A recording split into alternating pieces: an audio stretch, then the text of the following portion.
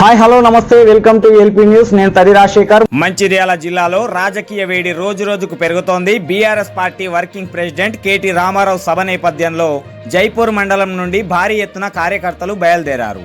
శెట్టిపల్లి గ్రామం నుంచి ప్రారంభమైన ఈ ర్యాలీ రాజకీయంగా చర్చనీయాంశంగా మారింది.